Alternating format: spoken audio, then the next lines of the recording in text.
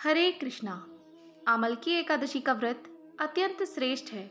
आमलकी एकादशी वाले दिन स्वयं भगवान विष्णु माँ महालक्ष्मी के साथ आंवले के वृक्ष पर निवास करते हैं। हिंदू धर्म में अन्य एकादशियों की तरह आमलकी एकादशी की भी अत्यंत महिमा है। फाल्गुन माह के शुक्ल पक्ष में जो पुष्य नक्षत्र में एकादशी आती है उसे आमलकी एकादशी और रंग भरी एकादशी के नाम से जाना जाता है। इस एकादशी में भगवान विष्णु के साथ साथ आंवले के पेड़ की भी पूजा का विधान है और इसके अलावा भगवान शिव और माता पार्वती की भी पूजा का विधान है। ऐसी मान्यता है कि इस दिन विवाह के बाद पहली बार भगवान शिव माता पार्वती को काशी लेकर गए थे। उनके गणों ने उनका स्वागत रंग गुलाल से किया था। इस दिन से ही काशी में होली का पर्व आरंभ हो जाता है। आइए जानते हैं कब है रंगभरी एकादशी, शुभ मुहूर्त, पूजा विधि एवं महत्व के बारे में। आमलकी एकादशी तिथि का प्रारंभ 20 मार्च दिन बुधवार को रात 12:22 AM से होगा, यानी 19 मार्च की ही मध्य रात्रि, और एकादशी तिथि का समापन 21 मार्च दिन गुरुवार को रात 2:23 AM पर होगा। ऐसे में उदया तिथि के अनुसार आमलकी एकादशी का व्रत 20 मार्च दिन बुधवार के दिन रखा जाएगा। द्वादशी तिथि प्रारंभ होगी 21 मार्च दिन गुरुवार को रात 2:23 AM से तथा द्वादशी तिथि का समापन 22 मार्च दिन शुक्रवार को 4:44 AM पर होगा। दशमी तिथि के नियमों का पालन 19 मार्च को ही किया जाएगा। तुलसी पत्र भी आप दशमी तिथि को ही तोड़कर रख लें। आमलकी एकादशी के पारण का समय होगा 21 मार्च गुरुवार को दोपहर 1:41 से शाम 4:07 तक। हरिवासर का समय समाप्त होगा 21 मार्च दिन गुरुवार को सुबह 8:58 पर। पद्म पुराण के अनुसार आमलकी एकादशी का व्रत करने से तथा कथा सुनने से सैकड़ों तीर्थ दर्शन के समान पुण्य मिलता है। आमलकी एकादशी व्रत को समस्त यज्ञों के बराबर फल देने वाली एकादशी कहा जाता है। इस एकादशी का व्रत करने से व्यक्ति को मोक्ष की प्राप्ति होती है। वहीं अगर जो लोग आमलकी एकादशी का व्रत नहीं रख सकते हैं, उन्हें इस दिन भगवान विष्णु को आंवला तो जरूर ही अर्पित करना चाहिए, साथ ही स्वयं भी इसका सेवन करना चाहिए। आंवले को शास्त्रों में उसी प्रकार श्रेष्ठ स्थान प्राप्त है जैसे नदियों में गंगा को प्राप्त है और देवों में भगवान विष्णु को प्राप्त है।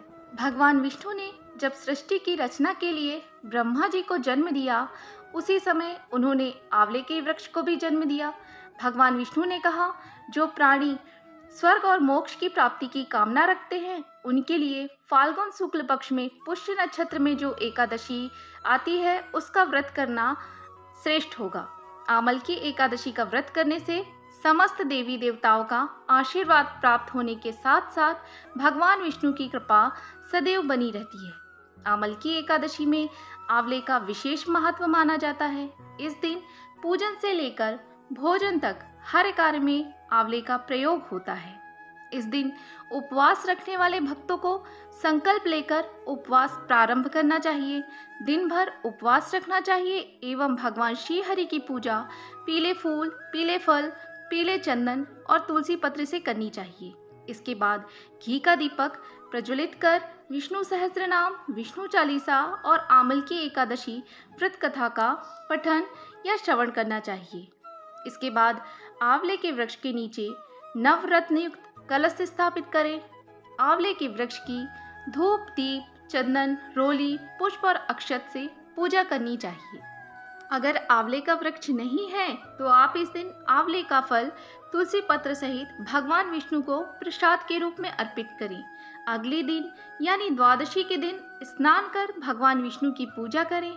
इसके बाद जरूरतमंद व्यक्ति या ब्राह्मण को कलश, वस्त्र और आंवले का दान करें। इसके बाद व्रत का पारण करें। व्रत का पारण सर्वप्रथम तुलसी दल और जल से करना सर्वश्रेष्ठ माना जाता है। आमलकी एकादशी से संबंधित एक कथा प्रचलित है। पौराणिक मान्यताओं के अनुसार माना जाता है कि ब्रह्मा जी की उत्पत्ति भगवान विष्णु जी की नाभि से हुई। एक बार ब्रह्मा जी ने पर ब्रह्मा की तपस्या कर स्वयं को जानने का प्रयास किया। तपस्या से प्रसन्न होकर भगवान विष्णु ने ब्रह्मा जी को दर्शन दिए। उन्हें देखते ही ब्रह्मा जी की आंखों से आंसुओं की धारा बहने लगी। मान्यता है कि ब्रह्मा जी के आंसू जब उनके चरणों पर गिरे, आंसू आंवले के पेड़ में बदल गए। तब विष्णु जी ने कहा कि यह वृक्ष और इसका फल मुझे बेहद ही प्रिय होगा, और जो भी भक्त आंवल की एकादशी के दिन इस वृक्ष की पूजा करेगा या मुझ पर आंवला चढ़ाएगा, वो मोक्ष की तरफ अग्रसर होगा।